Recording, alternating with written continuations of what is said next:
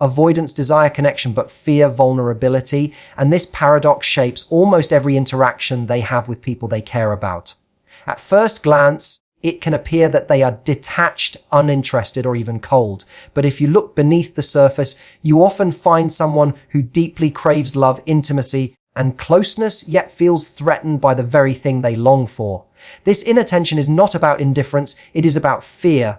Fear of being seen too clearly, fear of being judged, fear of losing control, or fear of being abandoned once they let their guard down. Because of this, avoidants send out signals that are quiet, mixed, and often misunderstood. While one part of them wants you near, another part keeps you at a distance, creating confusion both for them and for anyone trying to love them. The desire for connection is a basic human need. No matter how independent someone appears, they still want to feel understood and accepted. For avoidants, however, past experiences may have taught them that closeness equals danger. Maybe they grew up in an environment where vulnerability was ignored, dismissed, or even punished. Maybe they learned that relying on someone leads to disappointment or hurt. These lessons harden into patterns, and those patterns can carry into adulthood. So, when they find themselves drawn to someone, the longing is there, but it comes with a heavy weight. They are torn between the hope of finally being seen and the fear of being hurt once again. When this dynamic plays out in relationships, it creates behaviors that are easily misread. An avoidant might pull back just as things are going well, leaving the other person confused. They might give attention one moment and go quiet the next. They may even act as though they don't care at all, but this is often a defense mechanism. Deep down, the pull toward connection is still alive, but their instinct to protect themselves overrides it. What they fear most is being exposed, being vulnerable to rejection or loss, and so they wrap themselves in layers of control and distance. To them, that distance feels safe, but to others it can feel like rejection. The truth is much more complicated. It is not that they don't want closeness, it's that they want it too much and are terrified of losing it once they get it. For someone trying to connect with an avoidant, patience and sensitivity are key. Recognizing the small signals they give, a lingering look, a hesitant message, a tiny personal detail shared can help reveal the truth behind their guarded exterior. These moments are not random, they are cautious steps toward intimacy, tentative experiments to see if you can be trusted with their heart. An avoidant will not always say directly, "I want you closer," but their behavior may whisper it in subtle ways. By paying attention to what lies beneath the silence, you can see the deep contradiction at play, a longing for closeness wrapped in the fear of vulnerability. At the heart of it, avoidants are not people who don't care. They are people who care so much it frightens them. They are constantly balancing between the pull of connection and the push of self-protection. When you begin to understand this, you stop seeing their distance as rejection and start seeing it as fear. You see that their defenses are not walls to keep you out forever, but shields they put up until they feel safe enough to lower them. And when they do feel safe, when they sense that you are steady and consistent, they can let down those defenses and reveal a love that is just as deep and real as anyone else's. Lingering presence reveals silent invitation in ways that are often overlooked because our eyes are trained to search for grand gestures, bold declarations, or unmistakable signs. Yet for those who fear vulnerability, who have been shaped by past disappointments or the deep-seated worry of being hurt, subtlety becomes their language. They may not have the courage to say, "I want to be close to you," but they have another way of expressing it. They linger.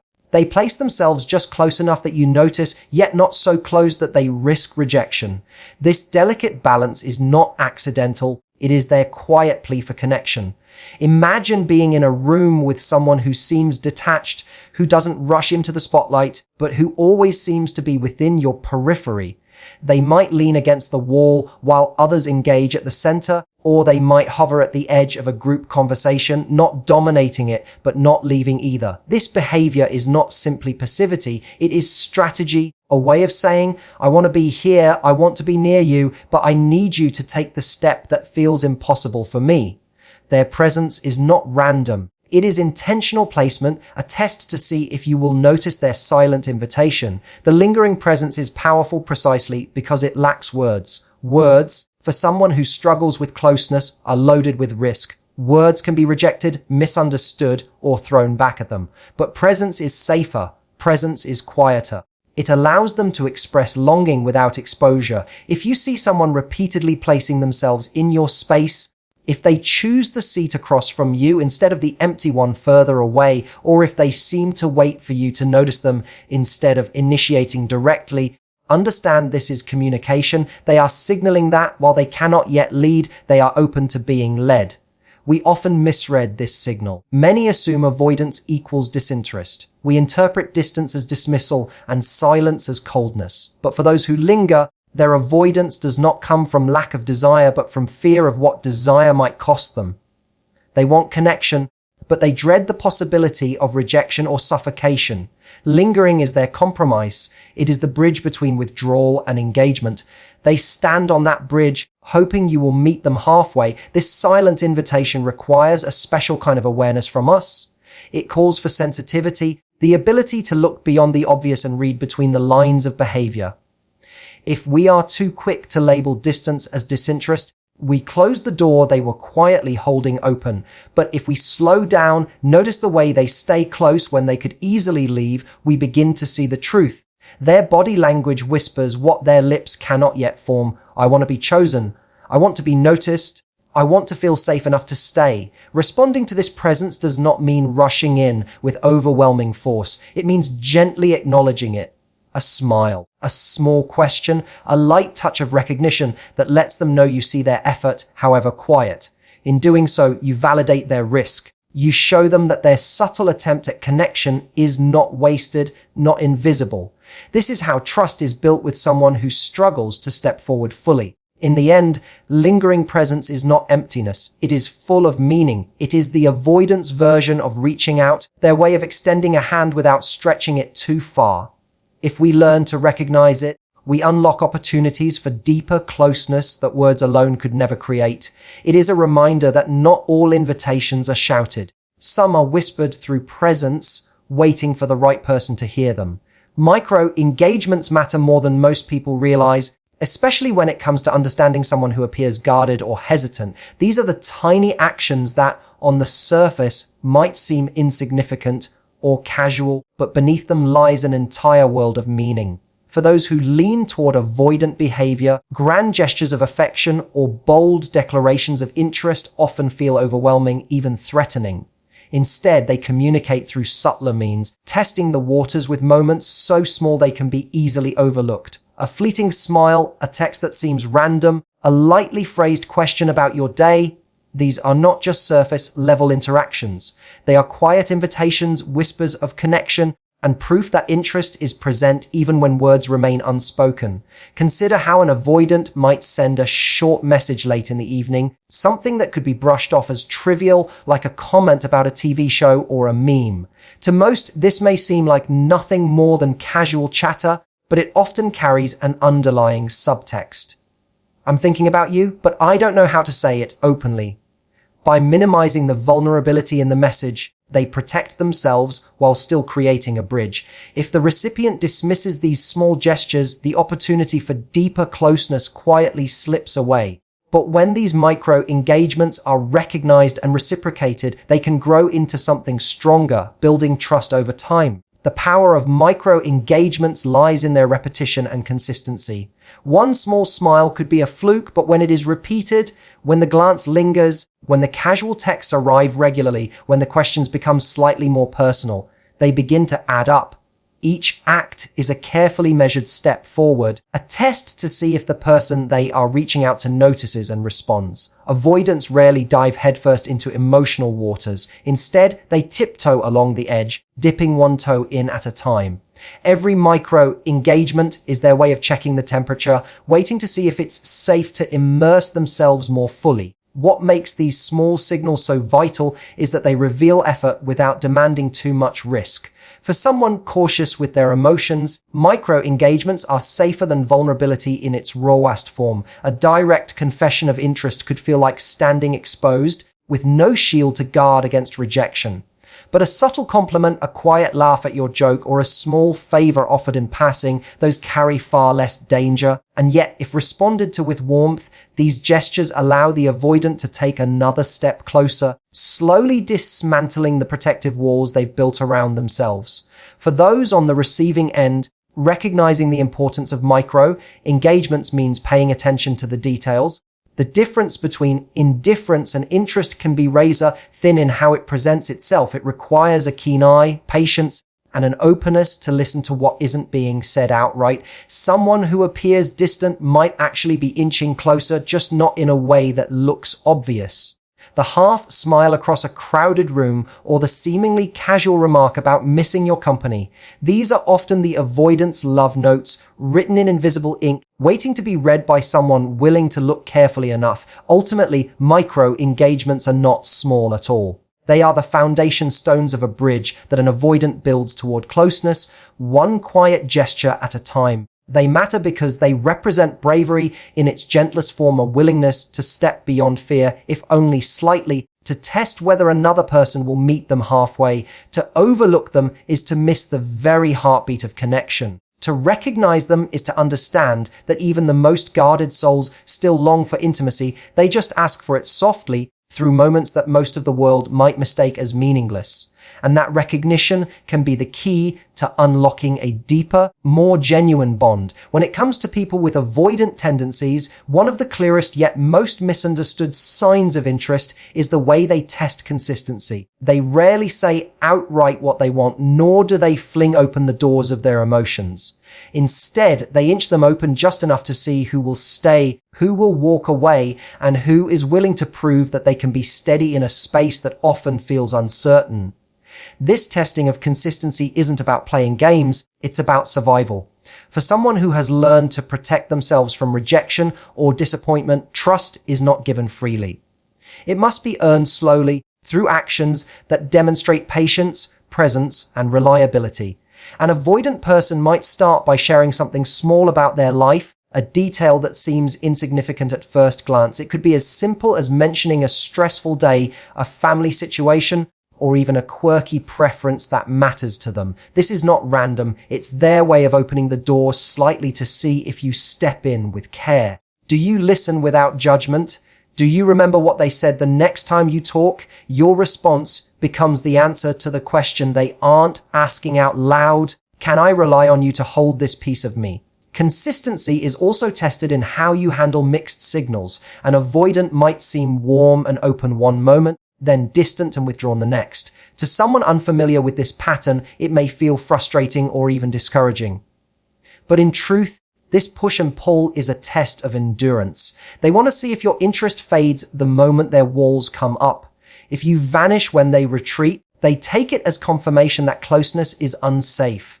If you remain patient, not smothering but gently steady, it signals to them that you are not frightened away by their rhythm. That steadiness becomes proof that intimacy with you is possible. At times, the test of consistency comes through silence. They might not text back right away, they might leave space between interactions, or they might offer less than you expect. It is tempting to interpret this as disinterest, but often it is their way of measuring your response. Do you grow bitter, accuse them, or demand attention? Or do you respond with calm understanding, allowing them space while still showing that you are there when they are ready? The way you handle silence tells them whether your connection is conditional or enduring. Another layer of this testing is repetition. They may tell the same story more than once, mention the same concern, or express the same insecurity.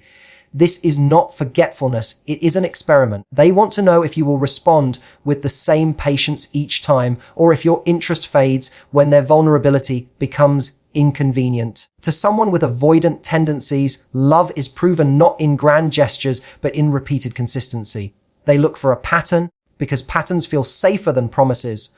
Ultimately, when avoidants test consistency, they are asking for proof that you will not abandon them the moment their guard shows. They are not looking for perfection, nor are they demanding constant attention. What they want is reassurance through action that you are steady, reliable, and unshaken by the complexity of their way of loving. They long for someone who will not just step forward once, but who will keep showing up over time. proving with presence that their walls are not too high to climb and that their silence is not too wide to cross. When you pass this test, you become the exception to their rule, the person who transforms their fear of closeness into trust and their guarded heart into one willing to open. Silence isn't rejection. It is one of the most misunderstood behaviors when it comes to human connection, and it is especially true for those who lean toward avoidance. Too often, people mistake the absence of words or actions as a clear dismissal, but in reality, silence can carry many different meanings. For someone who struggles with vulnerability, silence can be the safest space they know how to create. It may be their way of processing emotions, testing the strength of the connection, or simply giving themselves the courage to let someone else step forward. To rush to judgment and assume silence means disinterest is to overlook the possibility that it may, in fact, be an invitation disguised as hesitation. Think of silence not as a wall, but as a pause. A pause is not the end of a story, it is simply a moment between chapters. Avoidants often use silence as that very pause. When emotions feel too strong or closeness feels overwhelming, they retreat into quiet. It is their way of regulating, of catching their breath, of making sure they are not swept away by feelings they don't yet know how to handle. In those moments, their silence may look like distance, but in truth, they are holding space, hoping the other person will see past the surface and recognize what lies beneath. This silence can also be a subtle test. They want to know if you will stay present without constant reassurance. They wonder if you can handle the quiet without interpreting it as abandonment. For someone who has learned to protect themselves by withdrawing, silence is a tool. It lets them see whether you can respect their need for space while still offering steadiness. If you rush to fill the silence with fear or accusations, they see confirmation of the very thing they worry about. That closeness comes with pressure and misunderstanding. But if you meet their silence with patience, with gentle consistency, it shows them that safety is possible. It is also important to understand that silence can signal vulnerability more than words ever could. For an avoidant, opening up often feels risky. When they go quiet, it may be because they have shared something that left them exposed, and now they are retreating to see how it will land. Silence, in this sense, is a way of waiting for your response. Will you dismiss their effort? Will you overlook it, or will you lean in with empathy and acknowledgement? How you handle the silence tells them more about the relationship than how you handle the noise. Silence, too, has an energy of its own. When someone avoids, they are not always shutting the door. Sometimes they are leaving it open, just a crack, waiting to see if you notice the opening. That crack in the door may feel small, but for them, it is monumental. It is not rejection. It is a cautious attempt to let you step closer without overwhelming them. To misinterpret that crack as a slammed door is to miss the deeper invitation to be patient, observant, and kind. The lesson then is not to fear silence, but to learn how to listen to it.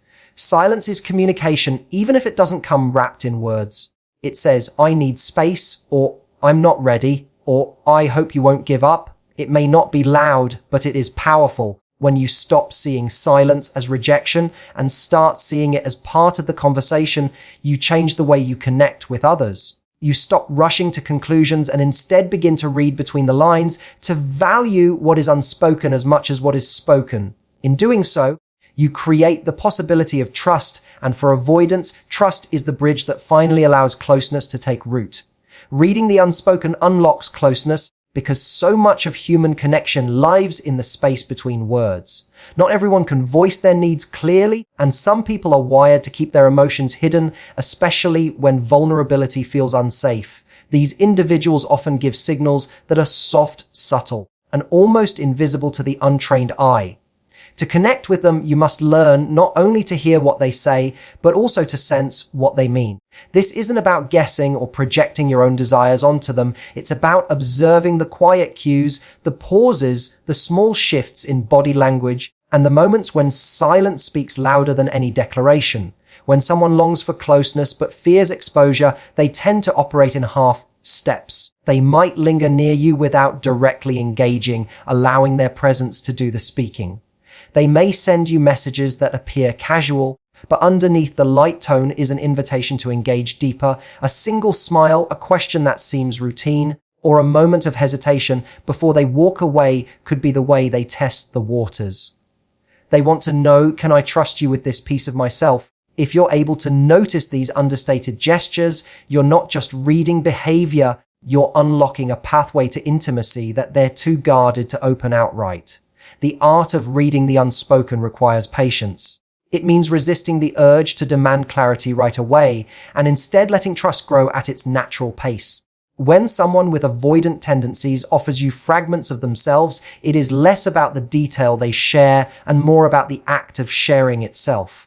A brief story about their day, a half-hearted joke, or even a question about you that seems ordinary may carry with it a deeper longing. They are searching for consistency and reassurance. Responding to these moments with warmth and stability tells them they are safe to step closer. Every time you acknowledge a small gesture without overwhelming it, you reinforce the message that their guarded nature is respected. Silence plays an especially powerful role here. For many, silence is uncomfortable. We rush to fill it, assuming it means disinterest or disapproval. But for someone who struggles with openness, silence can be their way of holding space while they wait to see if you'll lean in.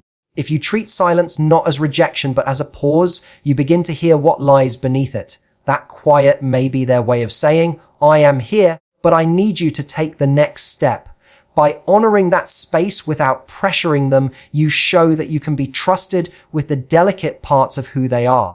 Closeness doesn't always come from dramatic gestures or grand words. Often it is built in the unspoken, in recognizing the weight of a glance, the meaning of a casual question, or the significance of a hesitant smile. When you train yourself to see beyond the obvious, you begin to understand people on a deeper level. You show them that they do not need to scream for your attention, that you can hear them even in whispers. And in that recognition, barriers start to fall. Reading the unspoken is not about deciphering mysteries for the sake of it. It is about proving that you care enough to notice. In doing so, you create the conditions for true intimacy where closeness isn't forced but gently discovered.